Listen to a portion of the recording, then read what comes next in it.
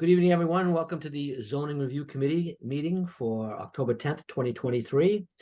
This meeting is being conducted remotely online through the Zoom meeting app, and public participation is encouraged through the app or by phone. This is in accordance with the extension of the COVID pandemic provisions allowing remote public meetings by the General Court through March 31st, 2025, per Chapter 2 of the Acts of 2023. First up on the agenda this evening is the review of the zoning language for the MBTA Communities District. I guess I will turn this over to you, Mike, unless the town planner has something he would like to say first of all, or? Okay, floor is yours, Mike. Sure. Great. Thanks for having me back. So from I think Eric had shared the updates that were made to this sample zoning on our Google Doc. I just wanted to kind of, before we get into it, I know last time we discussed thresholds for affordability, bike storage, development standards, and site plan. And I just wanted to go through and confirm those standards. The affordability, we were going to do it at 10 units because it was going to be a 10% affordability requirement. Bike storage was, we used the state model of 25 units, so that would end up being 5 for every 25 units, 1 per 5, so 5 covered spaces for bike storage.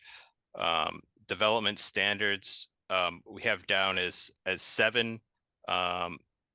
In site plan it's down as 25, but I think it should either be 7 or 10 to keep it consistent with the rest of the standards and how it's reviewed. Can you explain that just slightly better, Mike? Sure.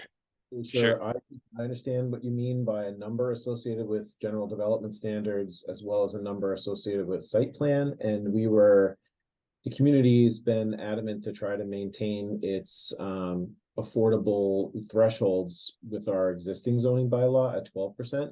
We've been looking for guidance with regards to how we're going to accommodate or accomplish that with the state's current sort of evaluation requirements. Sure. If we were to go over the 10%, we would need to have the feasibility assessment. I know, but we've been talking about that for a while, and I guess we've been aware that NIMCOG can't or doesn't currently have the resources in-house to provide that, and we've been waiting for, I guess, guidance or advice with regards to make sure that Tyngsborough can get that accomplished, or what it needs just to get us from 10 to 12. Yeah. What we could do, if we don't have you could request or send out a request for proposals to have that affordability assessment done. In the meantime, we could put it down as the state's required 10 and then go back and amend it to 12% or higher with the state's if the EFH or EFA comes back and supports having a higher percentage of affordable units. Mike, in my notes, I have it that we were going to request 15% to the state. 15, okay.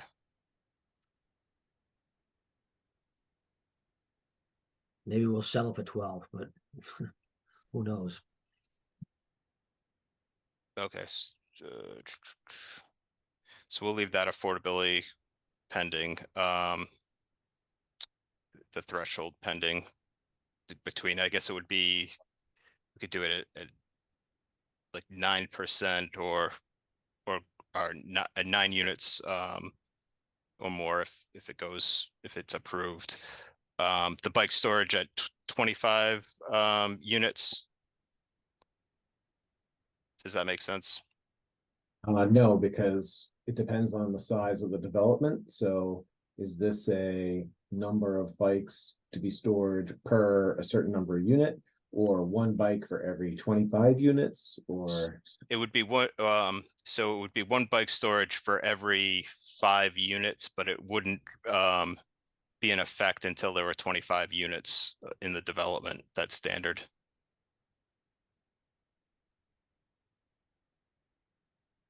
What would be the reason why we wouldn't want that to kick in before 25?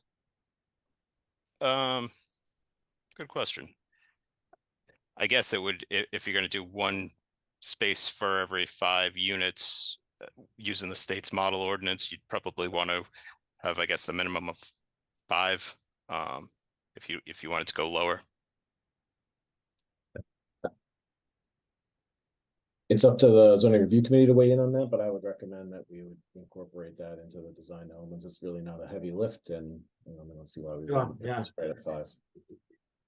We don't Okay. really have anything designated that is less than 25 units, do we?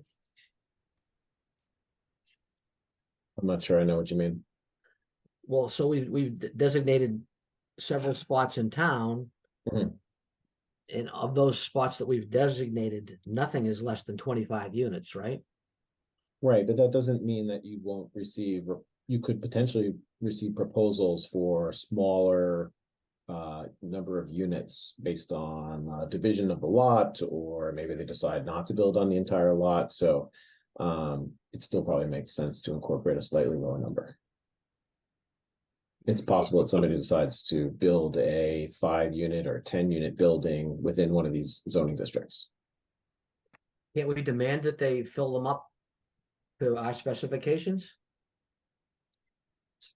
Fill up the parcel with development? Yeah, so let's say, and I'm just picking numbers out of the top of my head. Let's say we have a parcel, we're saying we want 50 units on it. Can't we hold them to 50 units, or can they just, well, we're just gonna put 5 on here? And that's that. Well, Mr. I Chair, guess- I don't know that we'd want to. But I mean, it may, all we're saying is that we need to zone the area for 15 Right, per Yeah. acre. It may be desirable for us to not have 15. It might be, because we're concerned about rapid growth and all of those things. If somebody wanted to start smaller, that might be desirable to us. Because really, yeah, you're right. All we're doing is really setting aside spots and saying they can do this many in there, and okay, yeah. Yeah, Good we're point. all struggling with that one. We look at it and say, oh, they're going to put that many. No, we're just zoning it for that. Yep, okay. But back to Eric's point, yeah, I'd like to have it. I'd like to have those bike things in there for. What do we think? Every 5 units, we would have one. Yep, yeah, if it's gonna be a multiple of 5 that's picked out of the air, then I think that would work. Does that sound good to the rest of the committee? Yeah, if that's it. I mean, I guess there's some of these where I'm sorry, I missed the meeting and I'm still looking for the video. We'll find it, but there's going to be some things that are going to be under our control and some things that the state's not, they're going to say you have to do it this way. I don't know whether I doubt this one falls into that category. The state's going to tell us. So I think we should go with the, 5 for now, 1 for every 5 units and not have the 25 unit minimum. Okay. Yep. Okay. Yeah, it's an optional standard from the state, and we're using their recommended ratio. Next would be the development standard, the general development standards that make up section G. Those would be applicable. In the state's model language has it at 25 as the threshold. I think we had stated 7 before. I just want to verify that 7 is At least that would be in line with our current threshold for affordable units. We chose 7. okay. And then keeping it the same for site plan review at 7. That makes sense. In that particular case, I'm actually surprised that they even depict that, only because it's development, right? So, I mean, we have other thresholds within our bylaws that identify when site plan review is required. So I guess it's possible that if there was a small enough parcel where they could fit in enough units where they were trying to scoot by the site plan requirements, there's the potential for a scenario that might fit like that, but I would have anticipated just about every proposal to require some sort of site plan review for this. Unless you anticipate that the state's going to say that that's unreasonable, but like we have to have a smaller number. But I would probably put it somewhere relatively low, kind of like 4, right? So if you're at a development where you're building maybe a duplex or a triplex, maybe that can go through the building department. It's a relatively low impact to the community, but then once you get over a quad, it's a relatively uncommon building structure within the town. So maybe it makes sense to have a site plan in that particular case. I know it's a very low number, but at the moment, with the community not permitting a lot of those types of projects in the past, it might make sense for them to start getting used to site plan review for them. So you think you'd recommend 5? 4 or 5. 4 or 5. I would probably start with 4 and see if we get any pushback from the state. Okay.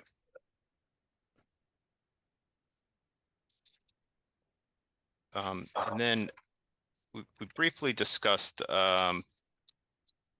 during the last meeting permitted uses, and we'd stricken the potential for having a different standard for mixed use development as by right. This is not the mandatory mixed use, but allowing mixed use on a bottom floor. Would the committee entertain having certain uses permitted by right, such as like retail or community space or educational uses within, or office uses within that zone, or would that be by special use permit? I'd like to maybe just pose this an add-on question to that, since while I was reviewing the sample, one of the items that came up in the descriptions was, what do you do when the MBTA Communities District overlaps with a mixed-use overlay district? And that's a separate question from what you just asked. But one of the answers that I put into the notes was, there's not a lot of difference with regards to what the community's expressed for what it wants in the mixed use overlay district versus what it might want in the MBTA Communities District. The current mixed use overlay district language is not overly complicated. It's not super long. And I think it might benefit the community if that language was revisited to determine whether it could actually be rolled into these MBTA overlay districts, because the mixed use that we're talking about there is only going to be additive with regards to a commercial revenue from a tax perspective versus just residential where we're proposing this. And there's not a lot of spaces left in town where the mixed use overlay district is applicable, because 50 Westford Road currently has a religious community that has been approved from a site plan perspective, and they own that. So the only other area we have it is in the Westford Road, Dunstable Road intersection that we call Flint's Corner. And I think the only controversial component of that is, if the mixed use overlay district was expanded beyond its current borders in that district to the whole proposed MBTA district there, the only other thing I could think of is there could be neighbors that say that that's going to make the area too congested. But I also look at it as a target for economic development for the town, because we already have some commercial buildings there, and the owners of those properties need some, in my opinion, commercial and economic development support. And expanding the mixed use overlay district as we have it today to the whole MBTA Communities District there, in my opinion, as a planner and economic development director, would be helpful. But I'd like the rest of the committee to maybe weigh in on that, because that's probably a longer discussion item than some of the other ones that Mike brought up.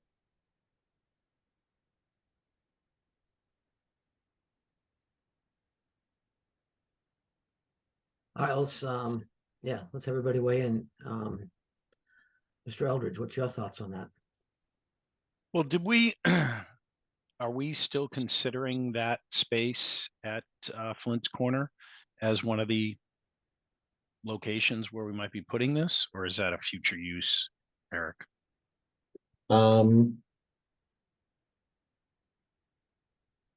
That's a good question. Did the committee settle in on the 40B area, the Pheasant Lane Mall area, and the industrial parcels off of Middlesex Road? And currently we have Flint's Corner off the table. I'm just trying to refresh my memory here. It's been a little while since we I talked think about Flint's this. Corner was off the table. Okay. Yeah. All right. So with Flint's Corner off the table, my question still remains the same. Did you want to revisit the mixed use overlay district language, make some revisions to it to improve it for even the area that still is remaining, and apply that to the MBTA Communities District to encourage non-residential development in those areas in conjunction? So it would be mixed use. It could be allowed to be combined. It would basically encourage and incorporate the type of development that the community has expressed support for in the past.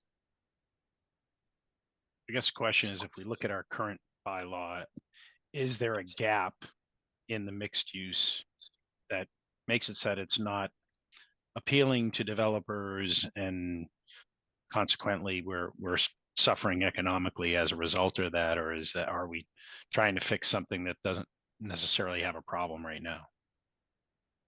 I would say the mixed use overlay district hasn't really been exercised well, because the times that we've had discussions with potential developers for those areas, they felt like the market and the lending associated with the definition of the way the town has identified a mandatory combined structure with retail on the bottom floor essentially, and residential above or adjacent, wasn't financeable. So I thought it might make sense to at least look into it in this district. I'm not sure. Depending on where it's located, maybe because it's up closer to the commercial district in town, the mixed use might be viable. Plus, the last time I really had somebody say that the market doesn't support that was almost 5 years ago. Well, and that's kind of the standard. I mean, in Boston, you have to have the bottom floor, even if that's accessible to everybody. That's where they're putting the retail and the commercial space, and then there's residential above it. I mean, that's fairly standard, if I'm not mistaken.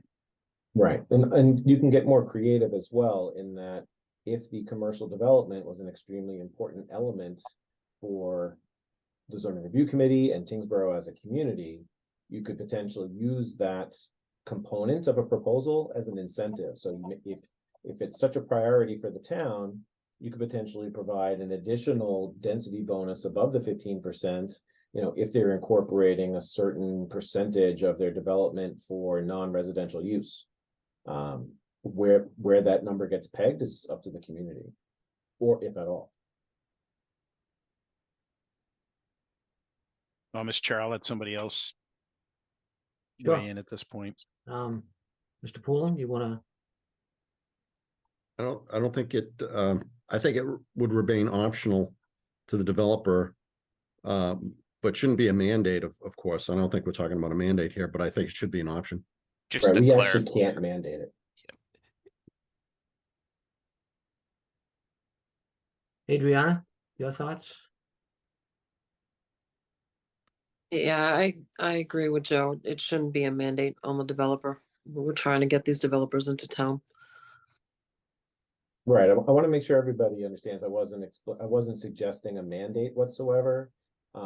It's, as Joe mentioned and Adriana did, that it would be something that would be incorporated into the language saying explicitly that the town allows mixed use. So there wouldn't necessarily need to be special permits. There could be uses that would be required by special permit, in the sub-district, but as part of the MBTA district, you'd have the opportunity to say, well, if you're going to be doing housing and mixed use to get these all together, we're willing to waive the special permit process and only review it from a site plan perspective.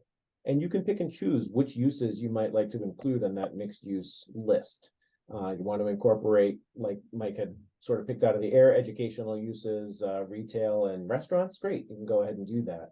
And if that type of development is something that the community is wanting to strongly encourage to the point where they're willing to actually increase the residential density, increase the residential density as a bonus incentive for including some other non-residential development because of where we're proposing these districts, that is something that I'm looking to the zoning review committee for a yay or a nay with regards to whether you'd like Mike and I to explore sort of proposals and some descriptions in that language. Okay. Jeremy? So, yeah, I agree with Eric a little bit about, offering the density bonus, because what we're trying to do is also include commercial development within these communities. So I'm for that. But going back to, I guess, the point of, does our overlay district need some rewording? I mean, I think as we've gone through a few of these projects that have tried to come in underneath the overlay, we see some flaws with developers as far as the way it's worded currently. Being in Tyngsborough, it's not an urban environment, so the ground floor units pose an issue as far as the developers are concerned. And we were close to one coming in that was going to be commercial developments on separate buildings, but I think that part needs to be cleaned up. But that's probably a separate issue to address later. But I just wanted to echo what Eric was talking about. Of maybe that isn't the most perfectly worded overlay district as we've been seeing. Thank you. Larry? So I guess my question is, there's a certain amount of, there's a minimum amount of land required to be set aside for the multifamily housing. If we include mixed use in that, then you're not going to be able to have as many units of residential housing as you were. Would we be required to increase the amount of space made available so we can meet the, what is it, 750 units of residential housing? Yeah, as long as it's an option, as long as the mixed use is an option, and you could develop a residential by right and meet the requirement, you wouldn't have to add additional units to the district or to the land area. Land area. We wouldn't have to expand the size of the area. So No. if we don't have to expand the size of the area, and we'd be allowed to, so you'd wind up with potentially less residential units, but you'd have some commercial in there, then I would be in favor of it. There is also an option where if you could provide a bonus, like Eric was saying earlier, a bonus either in density or maybe not in density, but adding an additional story to the building height, and you could still achieve the same density, even if there is residential. Just throwing it out there. Yeah, I'd be hesitant to go above what we have right now in town for building height. Yeah, I think I remember setting up a maximum height. So that's so this would, it seems like doing this would absolutely cut down the number of residences that you're able to have in that space. But that's okay with me. Yeah, we had set the maximum height at 36 feet, Yeah, that's what I recall. 3 stories. Yep. So, I wouldn't want to go any higher than that, to be honest with you. I mean, I think we can sort of leave it as an option if a developer would want to go and try that. But I still don't want to go above the 36 feet, and I don't want to lose out any of the numbers that we're going to need to hit for this. So, so that's my 2 cents. But would we consider if we put mixed use as an option by right, in that district and just make it a site plan review rather than a special permit, that might be desirable. Because I think we would like, I know I would like to see mixed use rather than pure residential in those areas. I just think it's better for economic development, and I think it's better for the developer. I think it's better for the people that live there. So, I mean, I guess, do we need to decide that now to sit there and say, hey, you know what, if this happens, if mixed use is in that district, we'll support it by not having it go through special permit, it would be going through site plan review instead. Is that what you were alluding to, Eric? I think that was one of the little carrots there to sit there and say, hey, we would address that through site plan review versus special permit. As described when the town separated its site plan review and special permit processes, consultants were pointing out that developers and investors like to see opportunities where they're only going through the site plan review process versus special permit. So it's an attractor. One of the things that I wanted to answer or respond to with regards to Larry's comments, I'm still not sure if people are hearing the potential with regards to how the community prioritizes non-residential development. So Eric, you mentioned that yes, you want to prioritize mixed use so that you have something else other than just residential being constructed here, and including some sort of language that encourages it. But you stop short of potentially saying whether or not additional housing units or additional density anyway could potentially be something that you're willing to put out there as an incentive to get that non-residential development and non-residential tax revenue. So while Mike and I could maybe look at the numbers to say whether or not we could limit it to the maximum number of residential units that you'd have to begin with in terms of density, could we come up with other combinations, or maybe there is a slight increase in number of units that come with that density bonus, but the community or the zoning review committee at this particular case was willing to entertain that notion so that you'd have non-commercial tax revenue coming in and support for your local businesses that are in those areas. I would be in favor of that incentivized, because the way the market is right now, it is in residential development. That's where the developers want to be. And realistically, outside of 128, that is the reality for many towns. And you want to have that live, work, and amenities within these mixed use communities. So to incentivize the developers to actually put in retail, and retail is limited these days to kind of essentials, banking, salons, that type of things. There's only so much retail that can be put in mixed use. So I would incentivize the developer by offsetting his cost to allow him to build more units within a development. I don't know how we're going to do that. Maybe you allow few apartments versus just one bedrooms, where you could maybe a higher density without going high. Totally understand and respect the height restrictions. I think you said it very well with regards to what the market realities are and the reasoning behind providing those incentives. So I appreciate the commentary there. I want to check to see if there were, or have the chair check to see if there were any other members that completely disagree with, I guess, what Adriana just described. I'll open up to anybody on the board. Mr. Chair, the only thing I would say is I think we'd want to put a limit, right? So are we talking about a 10% incentive for those types of things? I'm trying to get a feel for how big that is. I think residents are going to struggle with the 750 capacity as it is.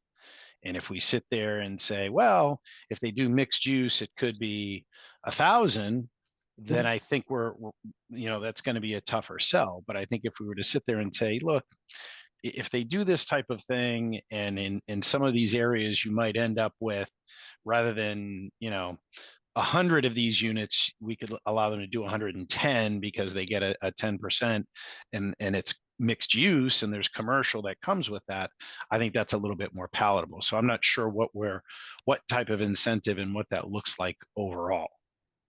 Mr. Chair, one quick response to that that's Yeah. relevant. So that's a great point, and I think Mike can confirm that the town isn't limited to a blanket application of this type of incentive or even the mixed use allowance in every district area. So if you wanted to limit it to just the one that's at the Pheasant Lane Mall parking lot, or you wanted to include the Pheasant Lane Mall parking lot and the one that was across the street, but not down near the 40B, you could do that. So it does require a little bit more creative thinking with regards to sort of treating these as almost like different or sub districts, but you do have that level of granular control over how you apply it. So good point. So I guess my question would be, if we do allow a developer to say expand by 10% in a specific area, could we also say that, all right, well, we're taking 10% back from another area, or whatever the unit numbers would be? Good question, but no, I don't think that would keep us in compliance. Okay. Then I What- would say, yes, we should cap it at something then, and if 10% is the number, then does that? Sure.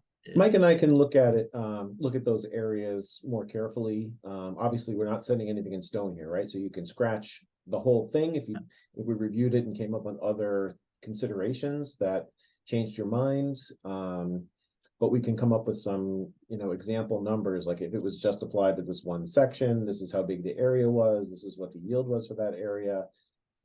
Quick math, we hear a couple of bonus percentages. And then the committee can advise up or down with regards to bonus, or zero, or only one area but not two, that kind of thing. We have Bob and Judy here. Can we ask either one of them if they have any experience with this, or what other towns might be doing? Judy, any?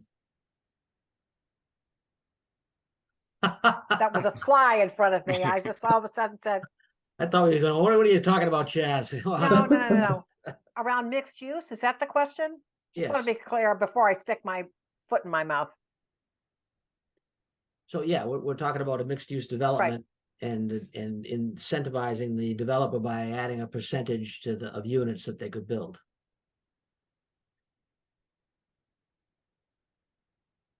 I mean, usually I don't see it as a percentage. I see it as like an extra floor or something like that. I mean, it's a metric that would make sense from a development point of view.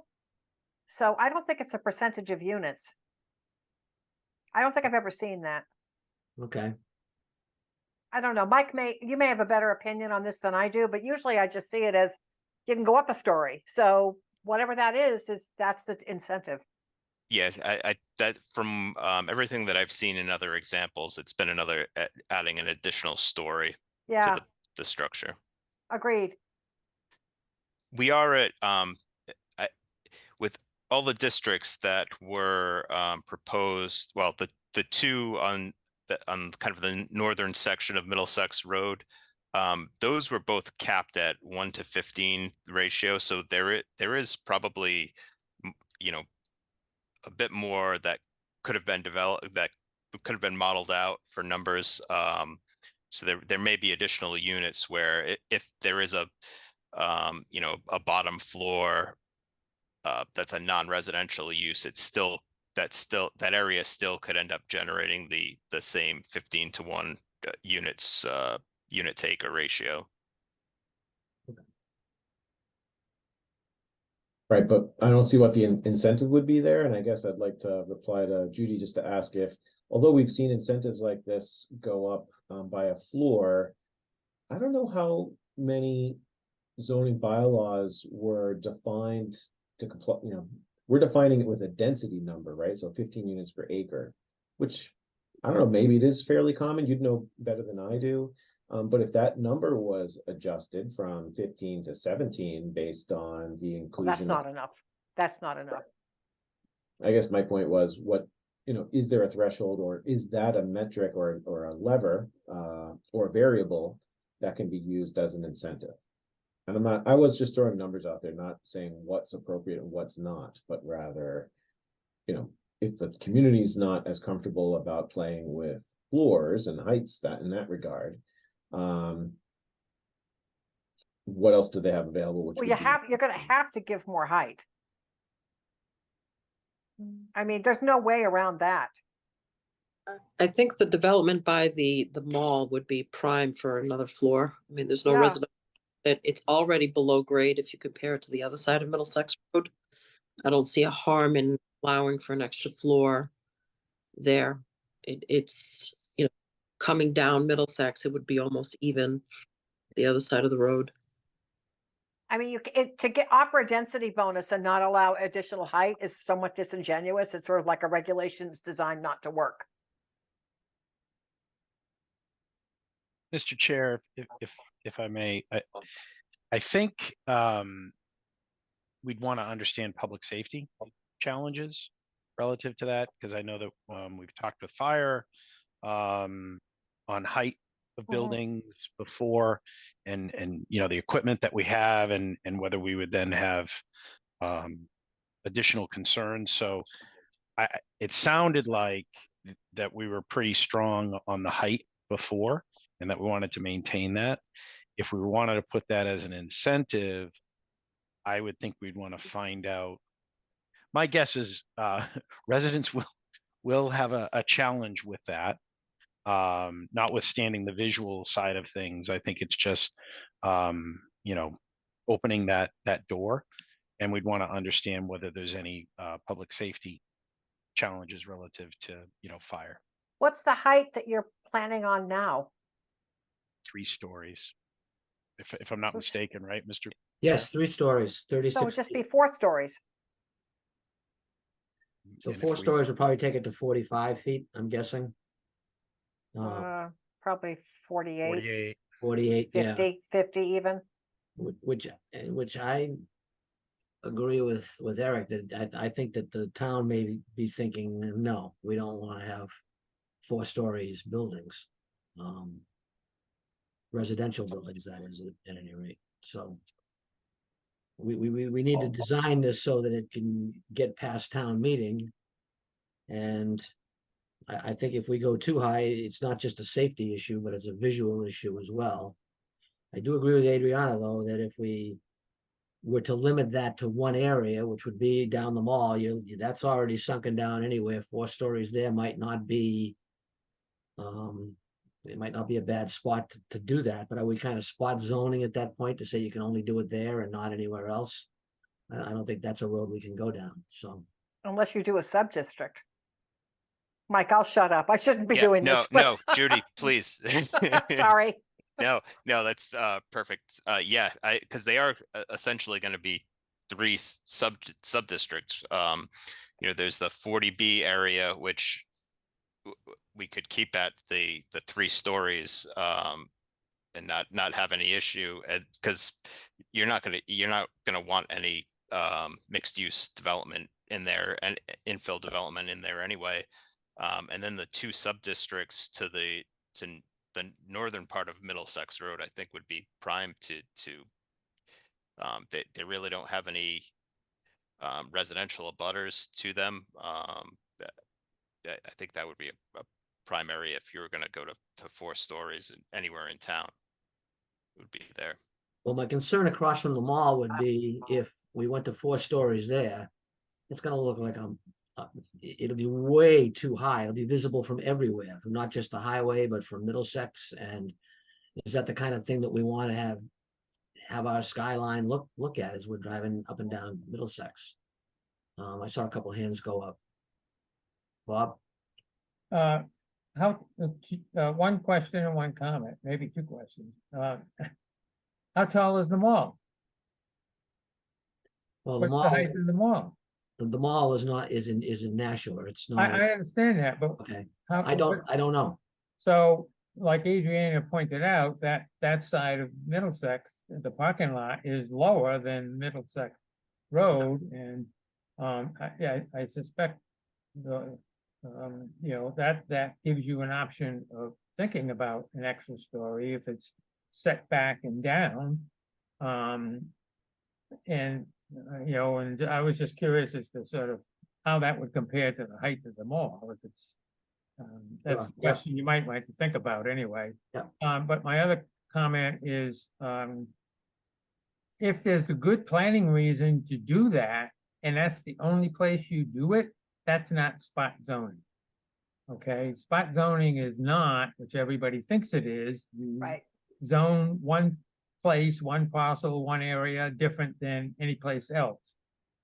It's a case by case analysis, and the courts have always said, well, if you have a legitimate planning reason to do it differently on just this place, even if it's one lot, perfectly legal.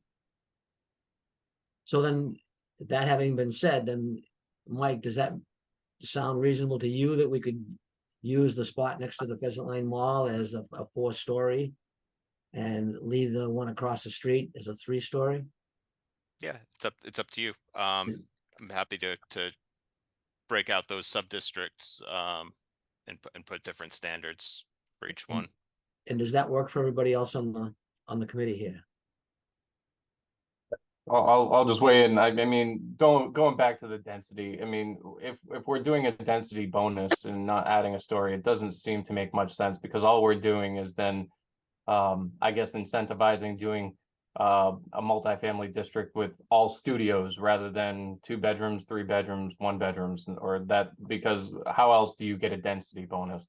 And I guess one other thing I was questioning was, you know, is there a minimum square footage, or how is it worded for the commercial or retail component to get that density bonus?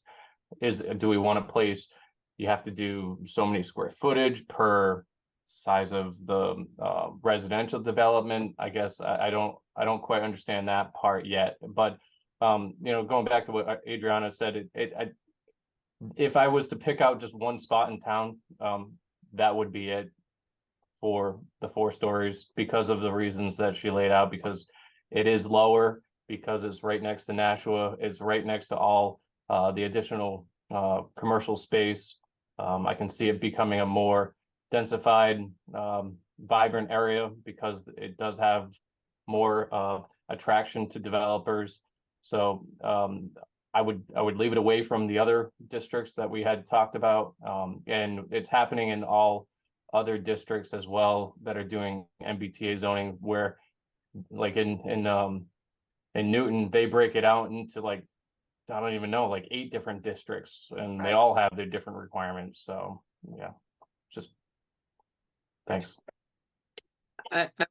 We had raised a question about permitted uses by right in this higher density area. And I think we could include some kind of table that complements like a residential.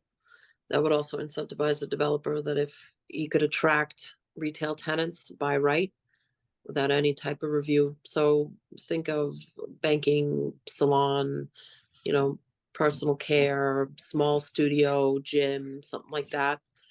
You know, he can get off the bat.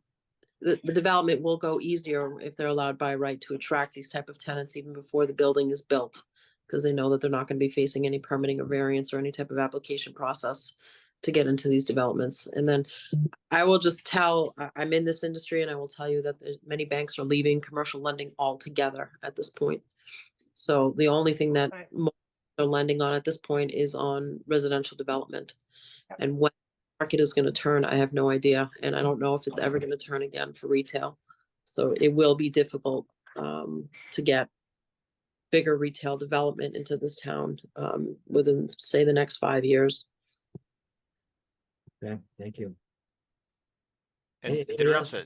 there is a table that we had originally stricken from the ordinance that before the last time we met, but it does give the community space, educational services, personal services. There's a table that recommended by the state that I think I would recommend using that as the basis for by right, or at least the starting point.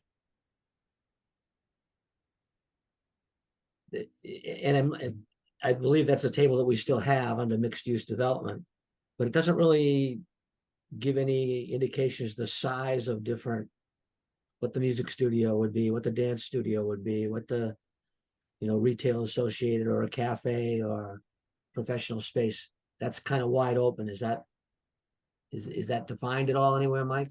No, I would- it was just, well, I think there's no more than 5,000 square foot for maker spaces, artist studios, and any retail associated with those. So it would just be the only restriction on the floor area would be that it would be restricted to the ground floor based on the table. Okay. Yeah, I also wouldn't put too many limitations on sizes, because these commercial developments, they move, the retail can move walls pretty easily to accommodate use. Right. So 1,000, somebody wants 3, they can move a wall to make it work. Okay. I would argue that we wouldn't want just, I don't know, one major retailer on the bottom. The whole point is to have multi amenities available to the residents of that building. Absolutely. Yeah.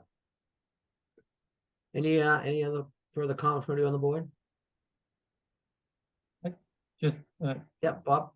well, just following up on Adriana, the idea of, wanting to have multiple commercial spaces on the first floor rather than one giant or semi-giant, I guess, use is another thing to think about as an incentive. If they do provide the multiple use, otherwise you're kind of getting into an issue of trying to figure out how many spaces you want for a size of the building, and that's a formula that usually doesn't work. But if the developer is willing to provide the kind of uses you want and the sizes you want, that might be another reason as part of it being an incentive for the extra story.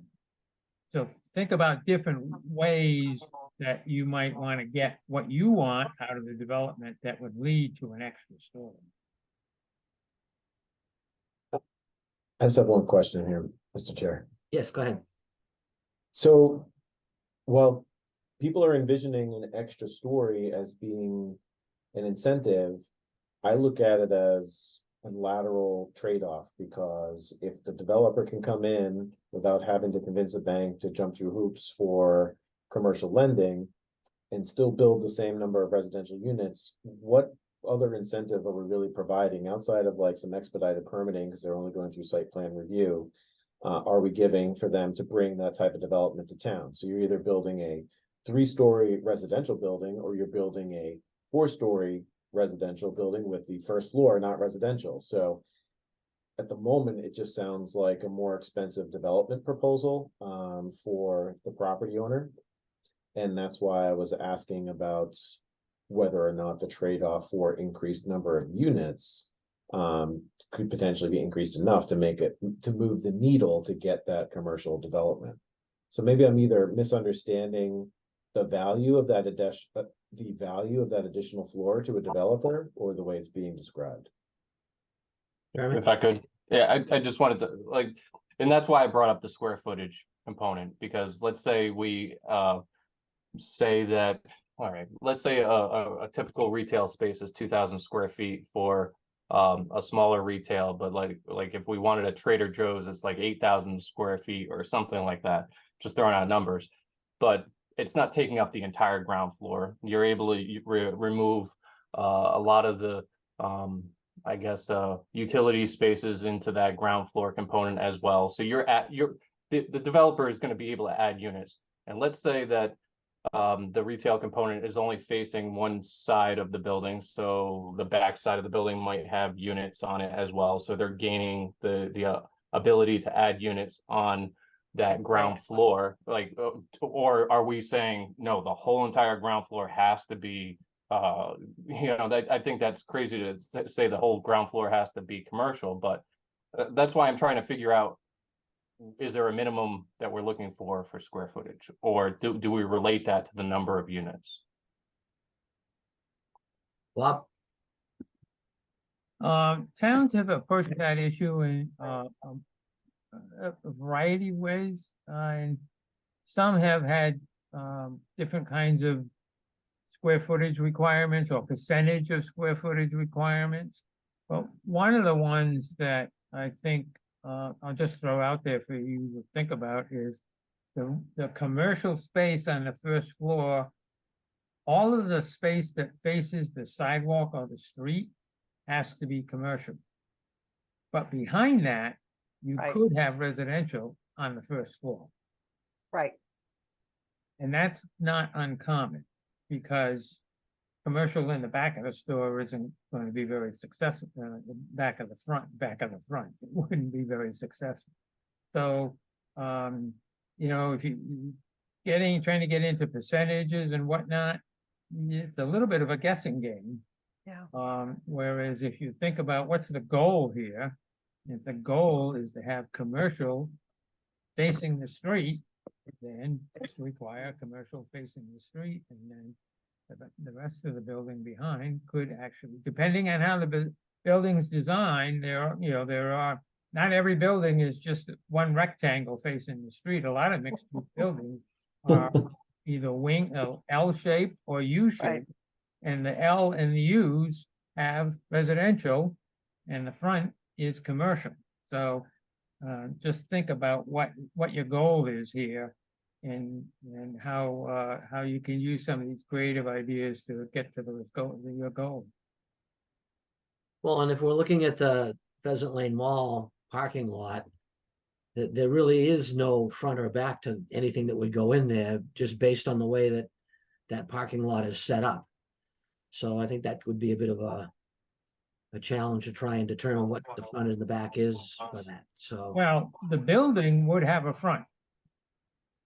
There would be a front of the building. Yeah.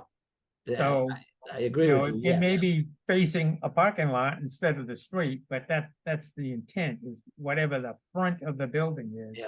That first floor has to be commercial. you Right. know, have to- Judy, did you have? no, I just think, communities shoot themselves in the foot when they start getting into, you know, X percentage of the building shall be non-residential space, or, you know, the entire, or 30%, which is sort of in, you know, people think, well, that's a third of the building, right? So that's the whole downstairs. You don't want to do that. What matters is activating the front of the building. And whatever goes on in back, whether it's residential or parking under the building, which sometimes happens, who cares? Fact is that you're not tying the developer's hands. And I think that's the point. If you want something, you got to give something. Thank you, Judy, Bob, and Jeremy. Eric, I'm sorry, what? I just said thank you to the last three answers that were very good. Yeah, okay. All right, we seem to be kind of an impasse here. Do we wanna, Mike, what are your thoughts on this? What are you gleaning out of this to try and put into words for us? Yeah, I can revise the section to break it down into the sub-districts, and then I'll look into some language to tie how the either what percentage or how the non-residential use fits in with the ground floor, and then what kind of bonuses we could potentially provide for developers, either going up with the story in the Pheasant Lane Mall area, or I could take a look to see if there are any other kind of creative bonuses that we could implement. Okay, is that good for everybody in the committee? Let Mike come up with some sort of language and then we can review it at our next meeting. Okay. Moving on.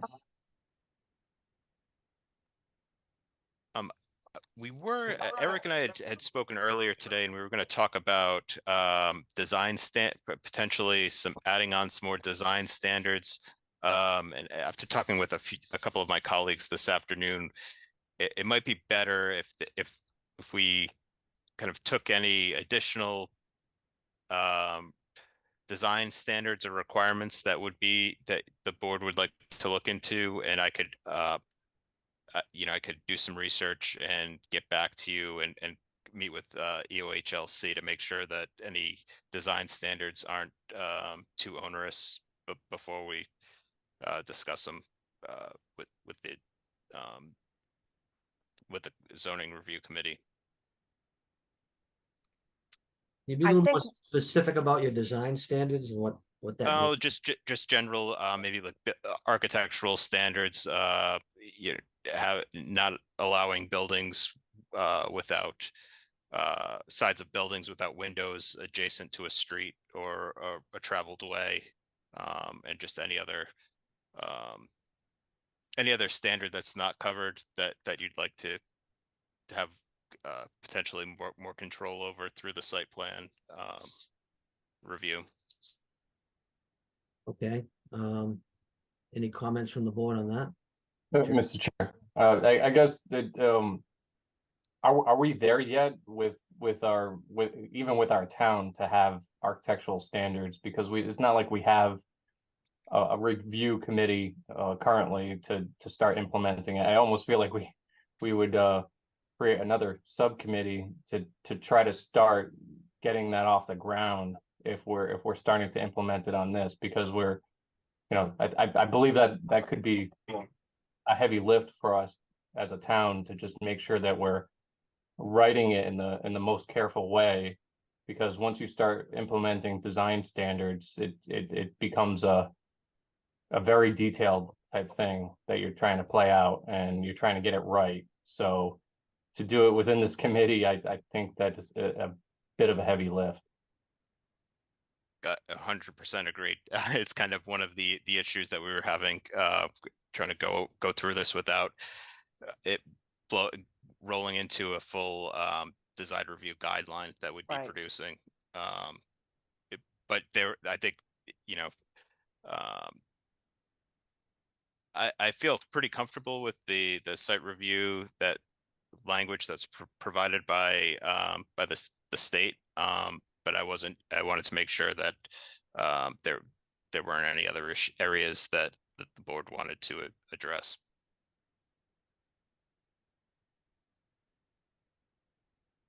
Like to try to elaborate on the question, Mr. Chair? Please do, Eric, thank you.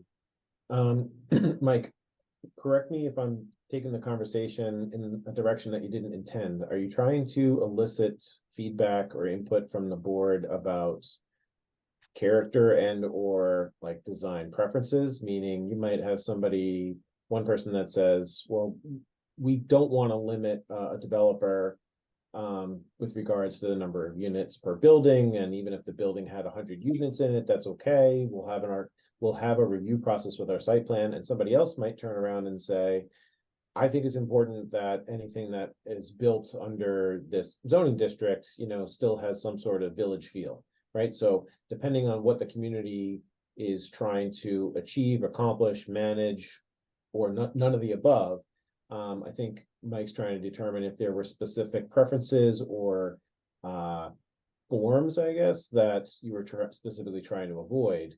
So Mike and I, and even Judy or Bob or anybody else could weigh in with regards to incorporating language that either is a guide to indicate what the town's looking for. So your proposals might be closer to what you are asking for developers to propose versus a complete blank slate.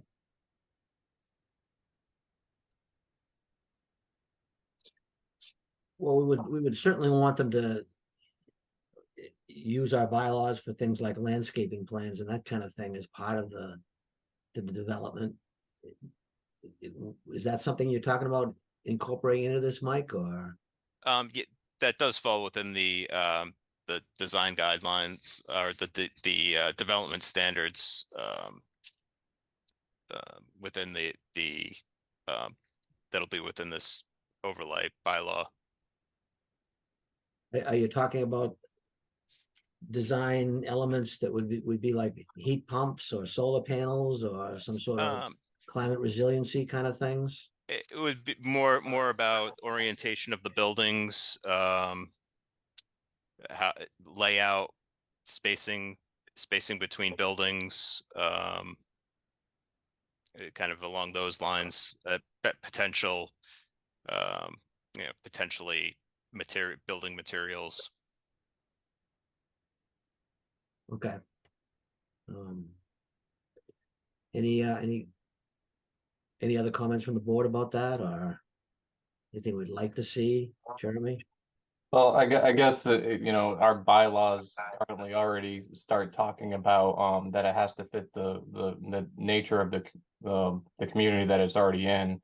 I guess I'm trying to figure out how you word it if you're trying to be all encompassing within a place near the Pheasant Lane Mall, and then you're doing another one down Middlesex Road in the current 40B project where they have a completely different character. So I would almost think that they have to, if you wanted to start getting into the nuances of it, they need to be worded differently. And now we're capping a height at 36 odd feet, 38 feet, whatever it is. You know, obviously, if we're trying to fit in with a village character, you're adding a pitched roof on this. So how does that implicate the height of the building and things like that, and the architectural features on the outside? So I feel, I don't know, it's tough for me to just do a blank statement that it has to have a certain feel if they're in different neighborhoods. Yeah, thank you. Any thoughts from anybody else? All right. Seeing none.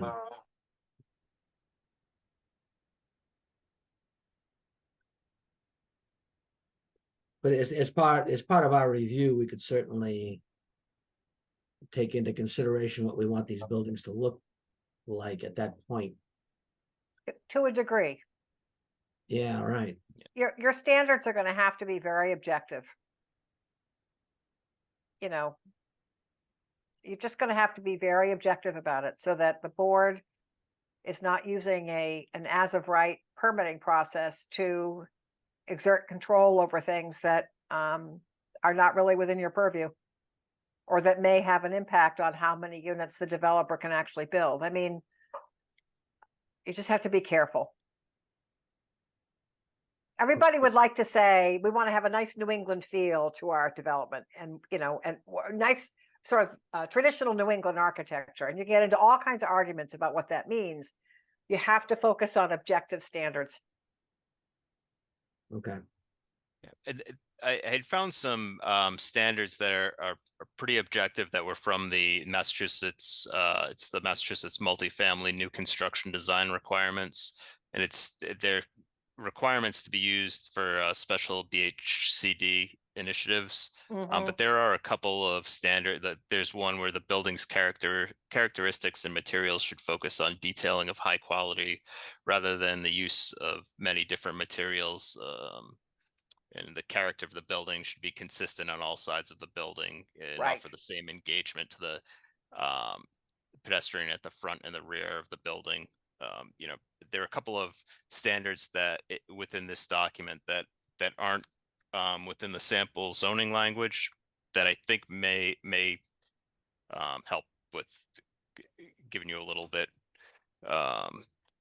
stand on where it's not overburdening the potential developer, but it is giving you something to fall back on as far as requiring some cohesive design.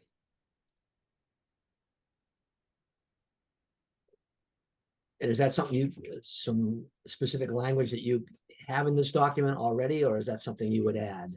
I added one section from this document related to street trees, but there are a few other ones like the one that I just stated, and then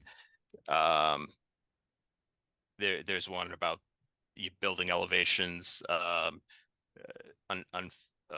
fenestrated elevations should be avoided along public streets. I think that's a standard that I think I would want incorporated. Okay. Bob? Yeah, design guidelines are from very, very elaborate with a committee, a design review board or something like that, like Jeremy mentioned, down to very simple. And, you know, going on Judy's comment about objectivity, some of the things, and I'm just tossing a couple out here, Mike already mentioned one that I think is an important one, which is the front of the building where you want the commercial space. Many guidelines will have a percentage of that wall, the front wall has to be transparent. Right. Because you don't want blank walls facing the sidewalk of the street or mostly blank walls. So Yeah. that's an important one. You want to have that transparent. People can see in, go window shopping, all that kind of stuff. The screening of HVAC equipment, whether it's on the ground or on the roof of the building, that's another very common one. So there's a variety of those fairly simple ones. Street trees is certainly one you want to include. Or, you know, or parking lot trees as well, parking lot landscaping. I know you already got some of that in your bylaw. But there's a, you know, it's not hard to come up with a list of sort of quote unquote simple objective standards that can be applied easily, and you don't need a committee to, you know, a separate committee to review it. And so, you know, you might want to just consider taking that step first. Okay. Yep. Well, Mike, why don't you put in whatever you think you would like to have us take a look at, and we can comment on that at the next meeting. Perfect. Yeah. Okay. Can do.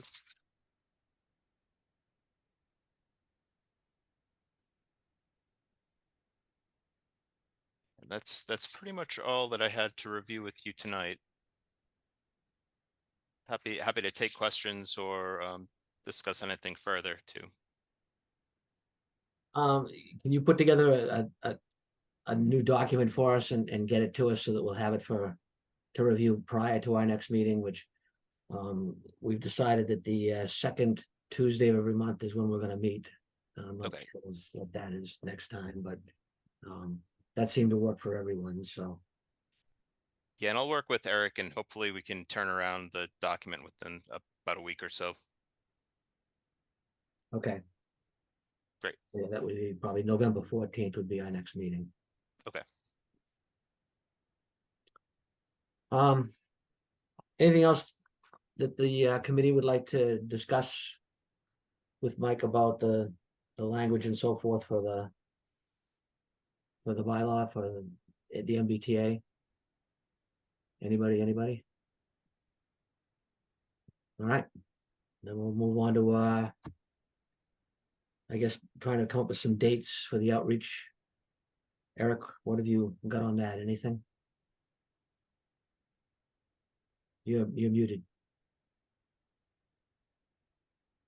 Gotta reset my days since talking under mute sign. Okay, yeah, in terms of our calendar, I think it probably makes sense to have something like that during the first week of November. It does make it a little bit of an intense meeting schedule if the committee has a meeting already scheduled on the 14th. Alternatively, you could potentially schedule something ahead of the meeting, meaning you carve out an hour and a half or something before the actual zoning review committee meeting starts, and you have your public discussion, and then you go into your live meeting. And I think the second one probably makes sense to have scheduled for very early December, just ahead of a scheduled submittal to the state for preliminary review and or approval. All right, so can you just kind of give us sort of a little, so we have to submit this to the state for approval prior to our town meeting and or prior to our public outreach, or just how does this whole timeline work? It's not required, but I would strongly recommend it, only because I don't think you want to be presenting something in May that you're very uncertain about the state's acceptance of. So we can move forward a lot more confidently as a community if we submit our district and our zoning language to the state, to the EOHLC, the no later than I would say December 10th or 12th, in order to get the response back in time to make any final adjustments and schedule our public hearings for town meeting. Okay, so the order of events is we finalize it, we send it to the state, then we have our public outreach. I would recommend doing your public outreach to discuss things with the community, at least twice before sending it to the state at the beginning of December. So the committee would have met 2 times between now and December anyway. And my recommendation is to either tie your meetings to the tail end of that public discussion, so that you have an opportunity to ensure that the public's heard what's being submitted to the state and had an opportunity to weigh in. While the zoning review committee, I think, is doing a great job with regards to developing the language and putting input, I don't expect these, I guess, public engagement events to significantly alter the language that would be submitted to the state. It gives us an educational opportunity to inform them about the work that's being done. You could still get feedback, and maybe there are some minor adjustments that might be necessary based on perspectives that the committee didn't take into consideration that are received from the public. All right, so our next scheduled meeting would be November 14th, I think is what it looked like. Right. And so what are you suggesting we do prior to that then? It doesn't have to include everyone from the zoning review committee. So even if no one from the zoning review committee was present, Mike and I can carve out 1 to 2 hours ahead of your scheduled meeting, and anyone on the zoning review committee that can make it can come in person. We would invite the public to listen and review some of the materials. We would walk them through the process that we went through, everything from, you know, why we're doing this to what's being submitted. So is that something we would do at town hall or old town hall, or what kind of response would we expect from the public regarding this issue? Different communities have had different levels of participation in these. I would say that the town of Tyngsborough is taking a good approach in having a diverse committee work on this for several months in a row. So these videos have been accessible. Different boards have been mentioning it. We'll be posting materials on the website. So how much participation? I don't know. It could be 5 people. It could be 50 people. The more, the better, in my opinion. But Yeah, absolutely. It's possible that people feel like the town has this under control, and you know, not a lot of people show up for it. So I think that I would like to kind of finish off our part of it. So we've got some kind of a document that we can present. Is there a way that we can have that done and we can all agree on it and get it put up onto the website so that the town can review it prior to these meetings? I mean, I don't see how we wrap this thing all up between now and our next meeting on the 14th. So I guess that question is to you, Mike.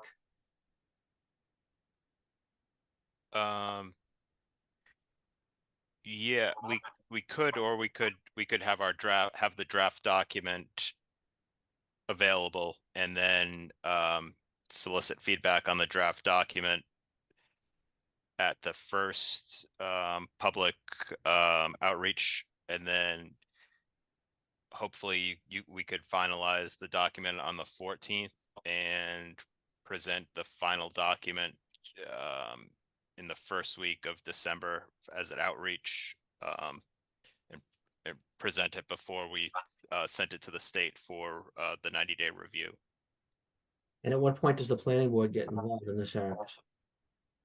The planning board doesn't have to be involved in this until we need to schedule public hearings for the zoning amendment, which would be taking place, I'm gonna put my email, we'd be aiming for March. scheduling that in March, correct? Okay. And the meetings themselves would probably be held in early April. I think there's an advantage to not having a final document before you go for the first outreach to the public. Okay.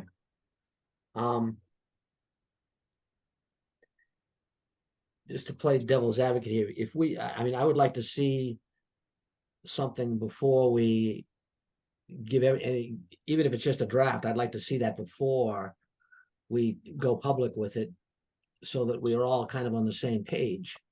If we do something prior to the 14th, I mean, I'm guessing if we're going to meet at 6 on the 14th, and you want to do 2 hours with the public, that's 4 to 6. I'm not sure what kind of public participation we could get at that time of day. That would be my concern. would we be better off trying to do a different night potentially for having our public after we've looked at this on the 14th, and maybe do a public meeting after that at some point prior to December, and when we would do our second one and then send it off to the state? Eric, I guess I'm asking.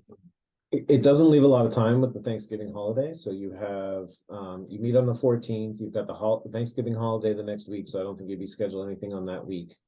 That leaves you the last week of November and the first week of December before your document needs to be submitted to the state. So that doesn't give you a lot of opportunity to meet with them twice. While I understand the potential discomfort associated with having a revised draft based on what Mike and my work would be contributing to it between now and the 14th, and having the potential public review it before the zoning review committee has a chance to even discuss it or, you know, review those elements, nothing's set in stone, right? So while I guess the worst case scenario is we present something that, I don't know, is upsetting to somebody that's in attendance, they don't like some element, and you know, Mike and I are responsible for basically explaining that this isn't exactly what's being submitted to the state yet. So we're gather that feedback, and it would be helpful to be able to bring that to the the zoning review committee's next meeting on the 14th. So the sooner we can get that public input, the better. There's the potential that we could potentially move up that, we could move that input up to like the 7th or something, or the 8th. I think the 7th is election day, and people said they didn't want to do that. So I Right, think yeah. we're looking at the 8th. Okay, and it has to get to the state by December, is that my When I understanding? work out the logistics on the calendar, if the state takes all 90 days for their review, it becomes very tight with regards to a schedule perspective for us to fit everything in we need to. If we submit it to the state any later than December, like I said, December 12th or so. Okay. Mike, how soon do you think you can get this to us? I could try to turn it around in about a week. Okay. Were you planning on 2 sessions, Eric? 2 input sessions. Yeah. I would love to have 2 input sessions, you know, one before the 14th and one before it gets submitted to the state. So we have sort of like a summary meeting with the public. Okay. All right, so you're thinking of, if I'm following this correctly, a public input session prior to our next meeting on the 14th. Then we would kind of finalize things or adjust things based on the initial public hearing. And then we You would have need to another meet public again. hearing. Right, it's just an input session or community outreach educational session. Yeah. And the committee would need to meet again sometime before December 12th, and preferably if you met early in the week of December 4th or so, that's not, December 12th is the second Tuesday. And that's the day you want to send the thing out, right? Yeah, because if you go out 90 days, that puts you at just a January, February, it puts you at March 12th. And if you want to advertise your public hearings to start on the 4th, your advertisements need to be, and your materials need to be posted to the clerk on March 21st and the 28th for your hearings to start on the 4th. Okay. So if the state gives you things to work on and revise, that only gives you about a week to turn it around, which is not impossible, but. And then does the state review that again after if there are changes that they're looking for? I think they have cycles set aside to re-review revisions that are made before town meeting. They'll probably have some office resources. So if we made revisions and had questions or input for them, I don't think they're going to be off limits, but it's not a formal process of resubmitting and waiting for another response. It'd probably be ad hoc questions. Okay. Then does the committee want to meet on, well, we'll meet on the 14th, which is the second as we normally would. Do we want to meet on the 5th? Which would be the first Tuesday in December? And then on the 12th, we could decide everything on the 5th, and then on the 12th, you could get that thing off to the state. Is that, If you're asking me, that works for me. does it work for everybody else? So the Finance Council, Finance. yeah, meets on the first Tuesday of the month. I can probably get that changed. Okay, If the 5th is a day that we need, then I can try and flip that date. well, I mean, is there a date that's better that we could do before then? I mean, would, we get planning on the 7th. The 6th, 4th and the 6th are both available. Yeah, the 6th isn't good for me. What about the 4th, which is a Monday? There's There- no There's select no, board or there's no others that are scheduled at that point. what is fine with me. Does that work for everybody else? Yeah. All right, so let's go with 12/4 then, which is the Monday. And what time would we be scheduling that for? And this would be in order to get, this would be the public session, correct? Input from the public. I thought this was gonna be our final, So our final meeting, and then we would schedule another one on either sometime after that, I guess, for the public. Is that correct?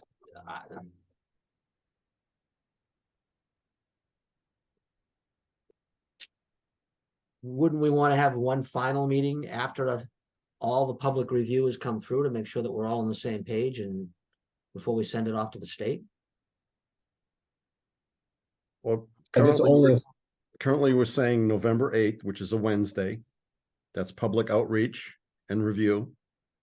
We take that information, we re-meet on the second Tuesday, the 14th of November, Yeah, and we have the rewrite with all of the additions from the 8th, right? So now Yep. we have the rewrite, and we do the 4th as now a public outreach education, and that shouldn't have any changes, and it gets submitted on the 12th of December, right? So we've got a meeting the 8th and the 14th of November, and the 4th and the 12th on December, or do we have to meet December 12th? Or is that an automatic? I guess that's a question for Eric. Yeah. After the outreach on the 4th, are we good for you to be able to submit on the 12th? Well, if we don't meet until the 12th, the earliest I could submit anything, if there were any revisions required from the meeting on the 12th, would be on the 13th. No, if we have an outreach on the 4th, do we need to meet on the 12th if there's no changes? Oh, I see what you mean. I can't see why if there's no changes necessary, so it'd just be in that, if maybe people But want to don't hold you it need as to an submit emergency. this? Don't you need to submit this on the 12th? Could you submit it the next day on the 13th? Like I said, it's really just a countdown. I mean, they don't give you a specific deadline. The state is estimating that it's going to take them 90 days to submit their responses. It might be 75 days, it could be 80 days, it could be 60 days, but they're giving themselves 90. So I'm planning on that to ensure that if they take all 90, we still have time to have the materials back to schedule our public hearings. Also, when this gets submitted to the state, well, this is really just for preliminary review. So I guess, Eric, do we need the select board's thumbs up or any other approvals to get this submitted for preliminary approval? Because it's not enacting anything. It's really just checking our work.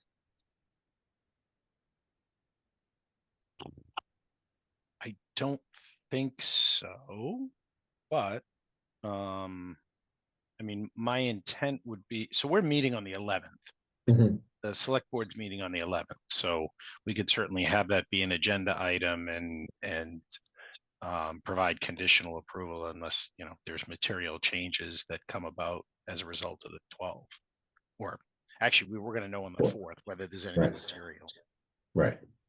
I just don't know whether this board needs to then vote to submit, because like if we meet and hold a public hearing, we just need to make sure that we would have a quorum at that point to then, if there's no material changes, to authorize the submittal with, you know, maybe minor changes or whatever.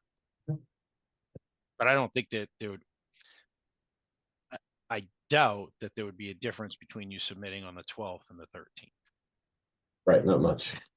It's like, Yep. I don't think one day out of 90 is going to kill us at Nope. that point. And when I make the submittal, I'll probably include a cover letter that explains some of the schedule so that they're aware of what our, you know, town meeting date is and when we were planning to have our public hearings, what our schedule is for the warrant, et cetera. So it sounds to me like we, like, as Joe mentioned, an outreach on the 8th, a meeting on the 14th, that's November, an outreach on December 4th, and as many members that can come as possible, it'd be great. And it would be still 6 to 8 we would block off. And then depending on whether or not there's any work required or adjustments that need to be discussed as a committee, the only reason to meet again would be on the 12th, which would mean that we would then submit it to the state on the 13th. But we won't meet, the committee won't meet on the 12th unless there's significant changes or work that needs to be done. Maybe we can just put it as an optional right now. Yep. Mr. Chair, is on the 12th to just say, look, we'll just put it there, and if we don't need it, we don't need it. We'll know pretty much by the 4th whether we're going to need it. Right, yep. Okay. The outreach time, do we want to set a time for that now, Eric, or what's your thought on that?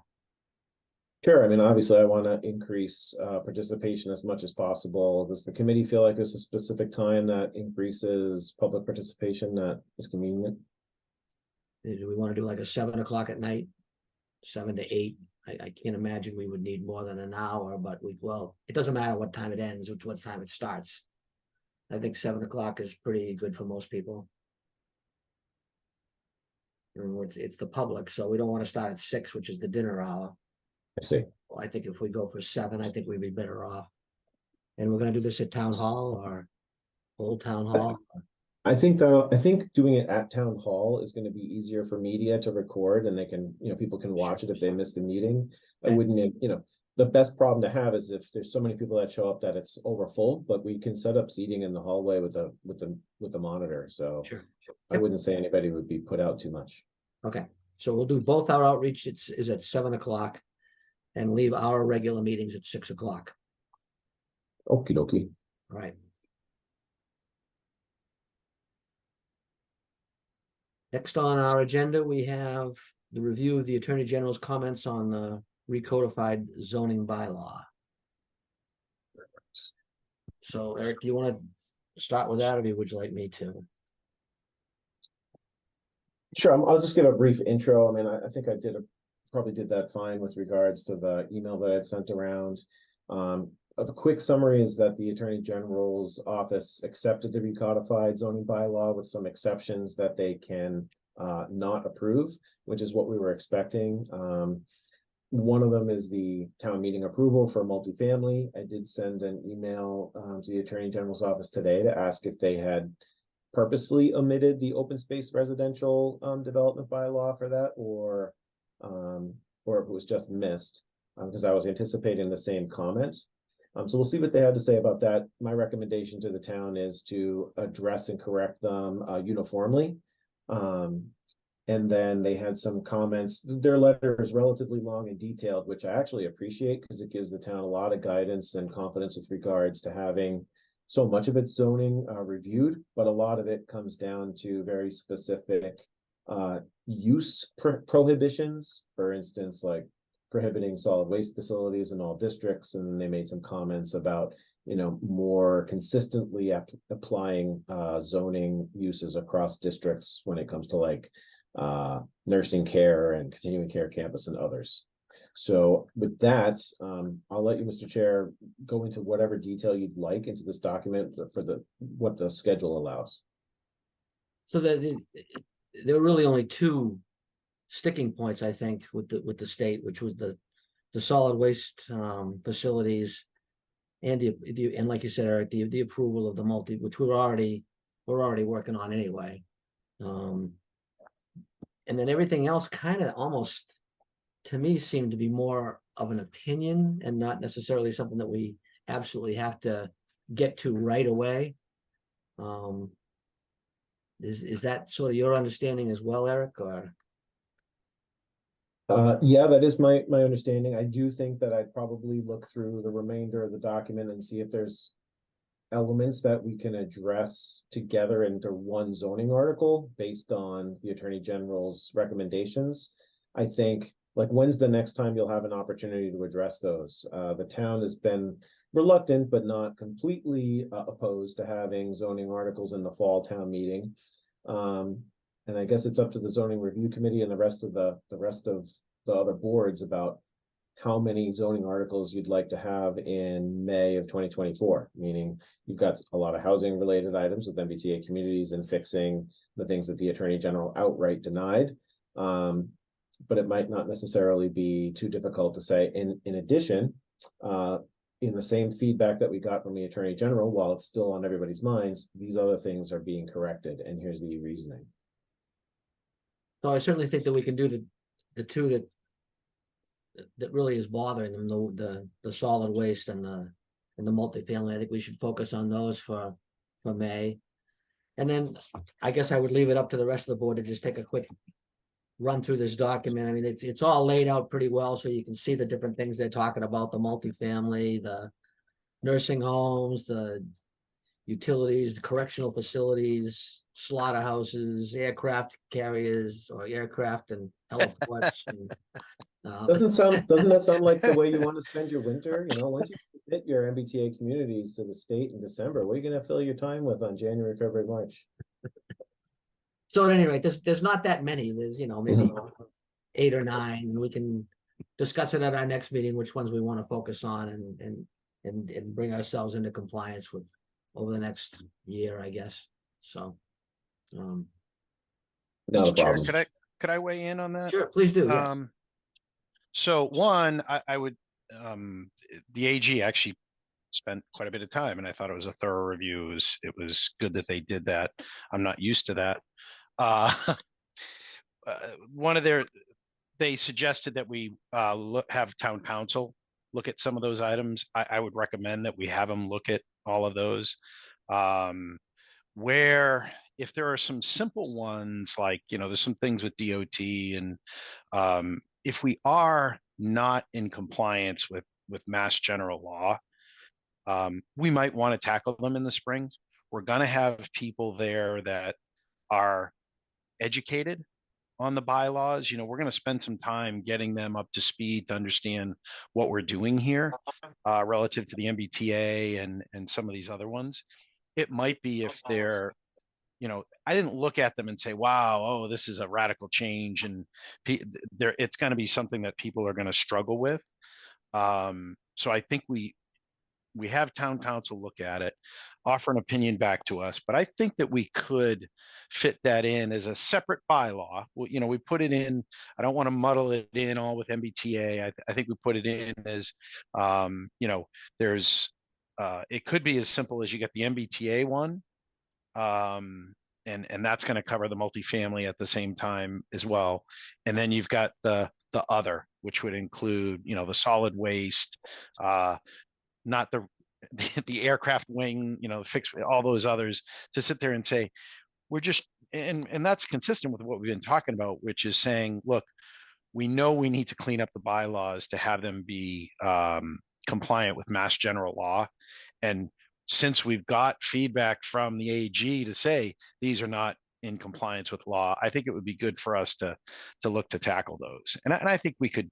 I don't think that would be controversial, nor would I think it would be this radical thing that people would struggle with. That's my opinion. Yep, I think that's good. Yep. Yes, Bob Bob. has his hands up.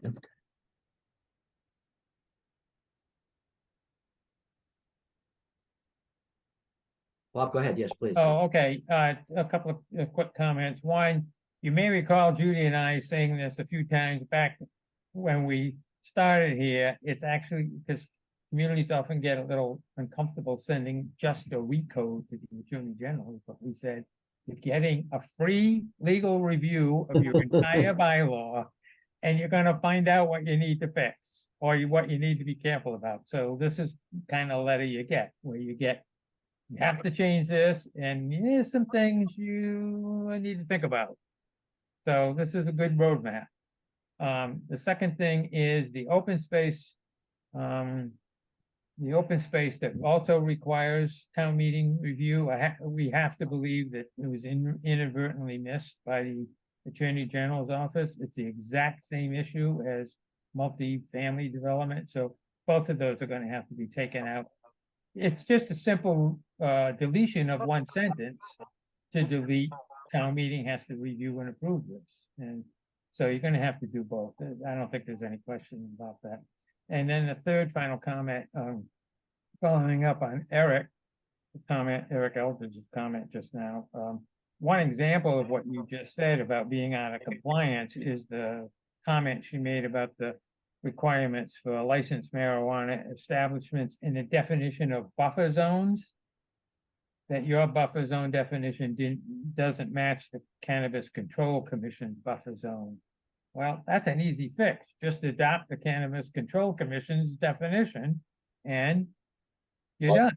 So there are a couple of them like that in here that you're out of compliance with state law. You can quickly fix that. Why not do that? Eric, go ahead. Yeah, I mean, I think it's, I agree with all the sentiments that were just brought up.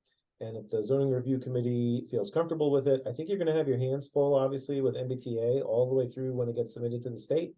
But once you're in that waiting period, we let town council know now that we're planning to try to address as many of these items as possible in January.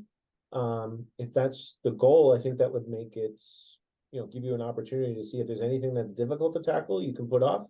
But if you give town council that much time, hopefully we can tackle all of it. Has town council seen this yet, or has this been, he has it? As soon as the clerk received it, the town council is copied. I just haven't had a chance to review it with him yet. Okay, all right, good. Terrific. All right, so we'll look forward to getting the MBTA document to us so that we can review that as soon as possible. We've got our outreach and we've got our dates set for everything else going forward. Anything else we need to discuss tonight, Eric? I don't know if we'll be able to come up with a total conclusion because I don't want to put Bob and Judy on the spot, but I think I'm planning to get in touch with you guys, Bob and Judy, about making sure that the services that you provided over the recent months are all paid for. It's been a while since we received an invoice, so we can do a check with regards to how many hours might be left. And then if there's additional areas of the zoning bylaw that we might want to address. So if there was anything else to cover in tonight's meeting, it would be whether or not there are certain areas that you'd like me to discuss with Bob and Judy about getting their input on. Okay, yeah, I didn't realize we were coming down to the wire with Bob and Judy, so. In as much as we like to work with you, there is this point where we have to say, I think we've done everything we can for you, so. Yeah, It's within the scope of this contract. yes, yeah. Well, and it's been a pleasure having you both here, and certainly educational to all of us, I do believe, so. Thank you very much for your input, etc. So while Bob's on mute, maybe we can keep him on mute while I say that, one of the things that we had a goal for was addressing signs. So, I mean, there's a relatively significant amount of work that would need to go into revising our sign bylaw, but I know that the town and the community and the zoning board of appeals would definitely appreciate simplifying it. And that's not something that we would be aiming for Springtown meeting. It's just a matter of, okay, can we fit in that component in the remaining hours that we have with Barrett Consulting Group, and they can help us determine when some of that work might be able to get accomplished. Or are there other parts of your zoning bylaw that the rest of the zoning review committee says, Eric, I know we said that before, or the town had mentioned that, but there's other things that I want to make sure are on your list to discuss with them, so. Yeah, absolutely. If I could, Chaz, if I just could Yes, follow up on Eric's comment about the sign bylaw. Depending on, what else might you want us to do, how much money is available, all that kind of, stuff. The sign bylaw, one of the things that I actually started working on is sort of a two-step process, like we did with the RECO, reorganizing what's in the sign bylaw as much as can be, put it into tables, so it'd be easy to read, so people would know what's in there. It is right for that. And then, step two would be dealing with more some of the substantive and legal issues that are surround the sign bylaw, but that's a possible way we could provide at least some movement on that topic. Yeah, that'd be great. yeah, absolutely. All right, anybody else have anything they want to talk about, or are we good? All right, well, with that, I would look for a motion to adjourn. I make a motion to adjourn. I have a motion. Do I have a second? Second. Thank you very much. All in favor, please say aye. Aye. Aye. Thanks, everybody. We'll see you all on the 8th. All right, thanks, Jess. Thanks, everyone. Bye. Thank you.